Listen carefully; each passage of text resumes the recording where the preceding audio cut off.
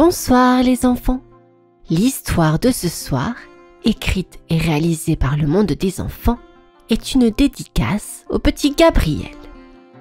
Notre histoire s'intitule Miro, le chat aux vœux murmurés.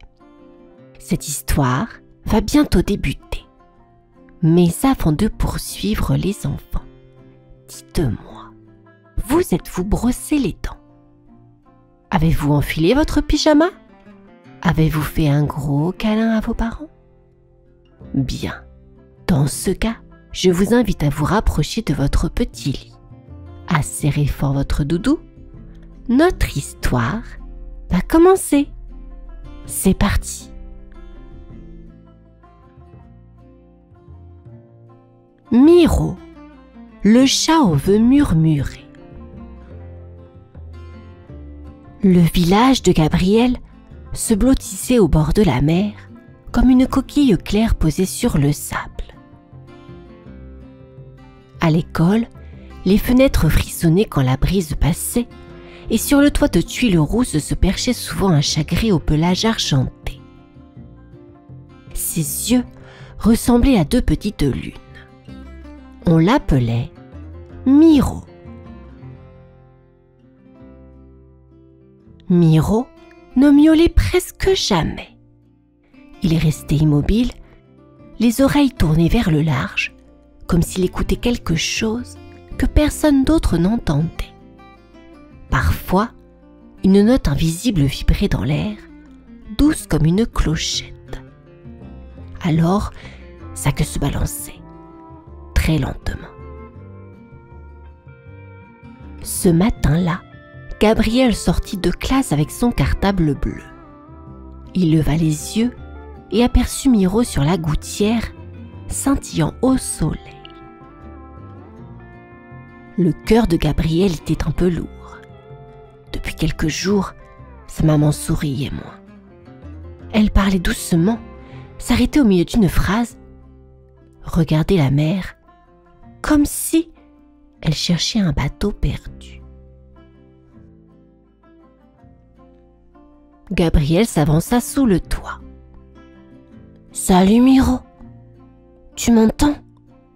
murmura-t-il. Le chat inclina la tête. Un souffle d'iode et de pain chaud vint de la boulangerie et une sorte de tintement fit frissonner les feuilles du platane.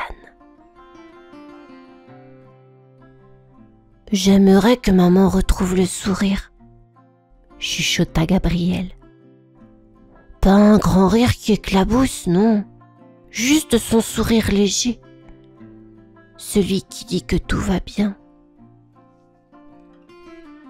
Miro cligna des yeux. Dans ses pupilles, Gabriel crut voir une étincelle dorée, comme un petit phare. Le chat bondit silencieusement sur le mur voisin et disparut entre deux jardins. « Hé! Où vas-tu » demanda Gabriel en trottinant. Mais Miro s'était déjà volatilisé, avalé par la lumière du midi. L'après-midi, le vent se leva. À la maison, une fenêtre de la cuisine s'entr'ouvrit d'elle-même. Un parfum de fleurs d'oranger et de citron confit roula jusqu'au salon. Maman releva la tête, surprise. Ses yeux s'adoucirent. « Tu sens? On dirait le gâteau de ma grand-mère, » dit-elle en souriant très doucement. Gabriel ne répondit pas. Il regarda la fenêtre, puis la rue, puis le toit au loin. Sur la corniche, un chat gris s'était assis, queue en pointe d'interrogation. Miro ferma les yeux. Le vent lui portait un merci qui ne faisait pas de bruit. Depuis ce jour, Gabriel guettait Miro chaque matin.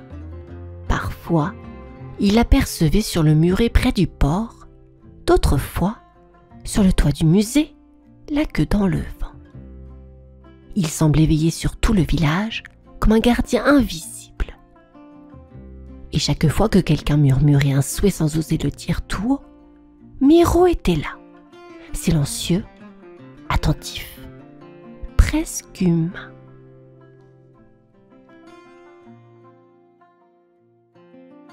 Une nuit, alors que la lune se reflétait sur la mer, le chat ouvrit les yeux. Dans l'air, une note argentée vibrait, faible mais pure. C'était le vœu d'une petite fille qui pleurait dans sa chambre. Son doudou, un vieux lapin blanc, avait disparu. Miro sauta du toit. Ses pattes ne faisaient aucun bruit sur les tuiles. Il suivit la note comme on suit un parfum, traversa les ruelles, grimpa à la fenêtre entr'ouverte de la fillette. Sur la table, un tas de vêtements formait une petite montagne. Au sommet, coincé dans une manche, dormait le lapin oublié. Le chat le prit délicatement entre ses dents et le déposa sur l'oreiller. Quand la fillette se réveilla, ses larmes avaient séché et son sourire brillait comme une aurore. Miro ronronna et une petite étincelle de lumière s'échappa de son pelage, flottant doucement jusqu'au plafond. Il découvrit ce soir-là que chaque souhait exaucé laissait une trace, un éclat, une vibration, une couleur. Plus la personne était sincère, plus la lumière durait longtemps.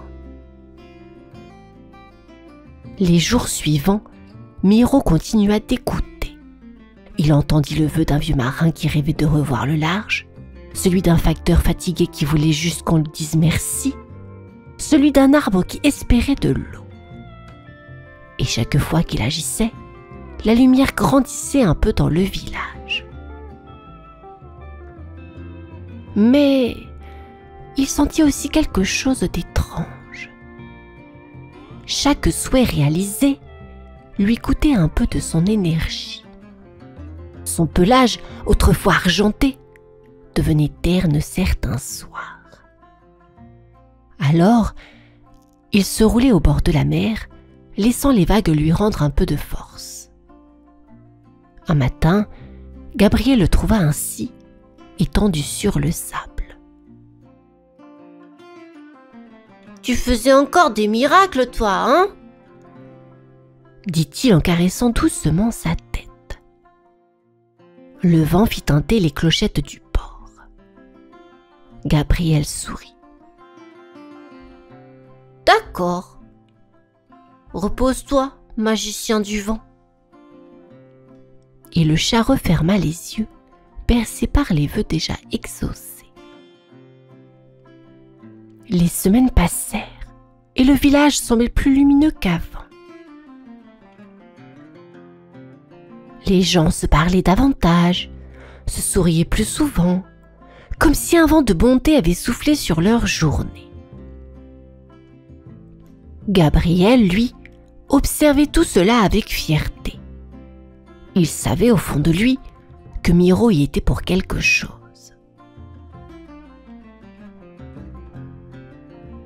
Un après-midi d'automne, alors que les feuilles dorées dansaient sur la place, Gabriel aperçut son chat magique sur le rebord d'un banc, le regard perdu dans le ciel.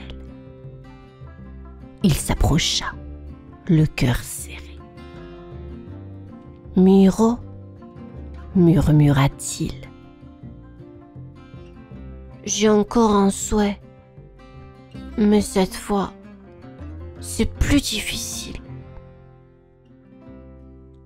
Le chat tourna la tête, ses yeux dorés fixant ceux de l'enfant. « C'est pour mon meilleur ami, » dit Gabriel. « Il s'appelle Yanis. Il est parti loin à cause d'une dispute entre ses parents. Et depuis, il ne revient plus à l'école. » Le vent sembla retenir son souffle. Gabriel ajouta, tout bas. « Il me manque, tu sais. J'aimerais juste qu'il revienne. » Miro ferma les paupières. Une note de lumière bleue s'éleva, légère comme un fil invisible, et se perdit dans le ciel du soir. Gabriel resta là longtemps, à regarder les nuages s'assombrir, puis rentra chez lui sans rien dire. Cette nuit-là, Miro partit. Il marcha sur les toits, puis courut à travers champs, suivant la trace lumineuse du vœu. Elle l'emmenait loin, jusqu'à une maison au bord d'une grande route. Derrière une fenêtre, un homme dormait, le père de Yanis. Miro monta sur le rebord, posa sa patte sur la vitre. Une brume dorée glissa autour de sa tête, et dans le rêve de l'homme apparut une image ancienne. Celle d'un petit garçon riant au bord de la mer, tenant la main de son fils. « Tu te souviens ?» murmura la voix du vent. « De ce qui compte vraiment ?» L'homme se réveilla en sursaut, les yeux pleins de larmes. Le lendemain, il annonça à sa famille. « On rentre. J'ai besoin de revoir la mère. » Quand Gabriel arriva à l'école, le lundi suivant, il resta bouche bée. Sur le banc du fond, Yanis lui faisait signe avec un grand sourire. Et sur le toit, invisible pour tous sauf pour lui, Miro observait la scène. Son pelage brillait de nouveau comme une étoile au petit matin. Depuis le retour de Yanis, Gabriel avait l'impression que tout le village vibrait d'une joie nouvelle. Les enfants riaient plus fort, les adultes semblaient plus doux. Même la mer au loin paraissait chanter. Mais dans l'ombre des toits, Miro, lui, se fatiguait. Chaque jour, de nouveaux vœux flottaient dans l'air. Des centaines, peut-être des milliers. Des enfants murmuraient pour leurs parents, des parents pour leurs enfants, et même les arbres, les oiseaux, les pierres semblaient murmurer leurs propres désirs. Miro écoutait tout, incapable de détourner l'oreille. Son cœur vibrait à chaque note, mais son pelage ternissait un peu plus. Une nuit, épuisé, il tenta d'exaucer trop de souhaits à la fois. Le vent s'enroula autour de lui, bourdonnant comme un orage. Il perdit le contrôle. Une fleur se mit à pousser en plein milieu d'une salle de classe. Une lampe s'alluma au fond de la mer. Un ballon s'envola au lieu d'être rendu à son propriétaire. Les vœux s'entrechoquaient, se mélangeaient. Au matin, tout le village semblait étrange. Les horloges sonnaient à contretemps, des oiseaux chantaient sous la pluie, et un parfum de gâteau flottait dans la boulangerie sans qu'aucun four ne soit allumé. Les habitants se regardaient, surpris, un peu inquiets. Gabriel chercha Miro partout. Il a fini par le trouver près du port, étendu sur une pierre chaude, les yeux à demi fermés. « Tu as voulu trop aider, hein ?» murmura Gabriel en le caressant doucement. « Tu ne peux pas tout faire tout seul, tu sais. » Le chat releva la tête, épuisé. Dans ses yeux, Gabriel vit briller une lueur tremblante. Pas de tristesse, mais de compréhension. Le vent s'apaisa autour d'eux, comme pour approuver. Ce jour-là, Gabriel comprit que tous les souhaits ne doivent pas être réalisés. Certains doivent seulement être entendus, pour que ceux qui les portent apprennent eux-mêmes à les faire fleurir. Depuis la tempête des souhaits, Miro ne se montrait plus. Les toits, d'habitude veillés par sa silhouette argentée, restaient vides. Le vent lui-même semblait avoir perdu sa voix. Le village baignait dans un étrange calme, comme si le monde retenait son souffle. Les enfants d'abord continuèrent à murmurer leurs vœux. Puis, voyant qu'aucun ne se réalisait, ils cessèrent peu à peu d'y croire. Les lanternes du port paraissaient moins brillantes, les rires moins nombreux. Même Gabriel n'entendait plus les petites musiques invisibles qu'il avait apprises à reconnaître. Une nuit, il monta sur la falaise, là où il venait souvent parler au vent. La mer était calme, l'air lourd.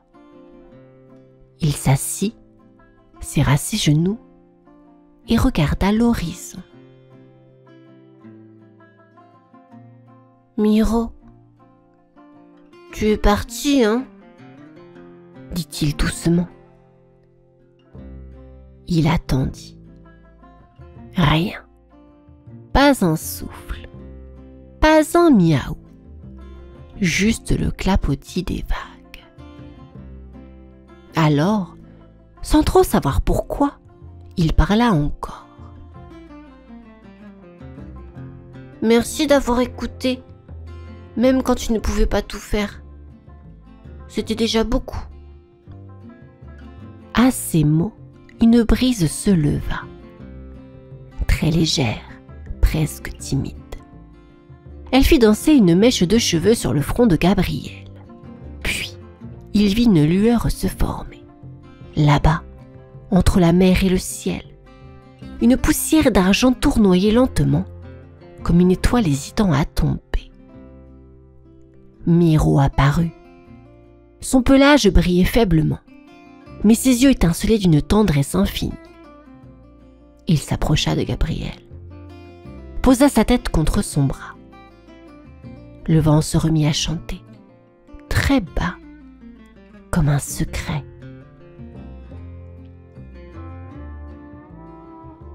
« Tu es revenu !» souffla Gabriel, la gorge serrée. Le chat ronronna et le son se mêla au murmure des vagues.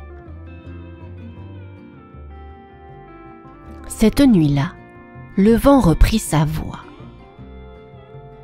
Les souhaits ne furent pas tous entendus, mais le village retrouva son souffle. Car parfois, il suffit d'un simple merci pour réveiller la magie endormie. Le lendemain, le soleil se leva dans un village apaisé. Les rires revenaient peu à peu, les fleurs fleurissaient, les volets claquaient à nouveau sous la brise du matin. Miro, lui, dormait sur le rebord de la fenêtre de Gabriel, le pelage argenté redevenu lumineux. Quand il se réveilla, il monta sur le toit, étira ses pattes et leva les yeux vers le ciel. Là-haut, les nuages traçaient des formes étranges, des cœurs, des oiseaux, des souris. Le vent les modelait avec douceur, comme pour rappeler à tous que la magie n'était jamais partie, seulement plus discrète. Gabriel s'assit à côté de lui. « Tu sais, Miro, » dit-il doucement, « je crois que j'ai compris ton secret. » Le chat le fixa, immobile. « Tu n'exauces pas seulement les souhaits, Tu aides les gens à croire qu'ils peuvent le faire eux-mêmes. Miro ronronna, un son grave et paisible, presque humain. Il posa sa patte sur la main de l'enfant, puis son regard se perdit dans le ciel. Une traînée de lumière traversa alors les nuages, semblant naître de son pelage. Des milliers de petites étincelles s'envolèrent, montant vers les étoiles. « Tu t'en vas ?» demanda Gabriel, la voix tremblante. Miro le regarda longuement, puis ferma doucement les yeux. Le vent se leva, souleva une poussière dorée, et le chat se dissout dans la lumière. Le soir venu, Gabriel sortit sur le balcon. Il leva la tête et vit, parmi les constellations, une nouvelle forme briller. Un chat couché, la queue enroulée autour d'une étoile. Alors, il murmura. « Bonne nuit, Miro. Merci pour tout. » Et dans le souffle du vent, un petit ronronnement répondit, doux et familier. Depuis ce jour, chaque fois qu'un enfant fait un vœu sincère, une lueur argentée traverse le ciel. On dit que c'est Miro, le chat des étoiles, qui écoute encore les souhaits du monde.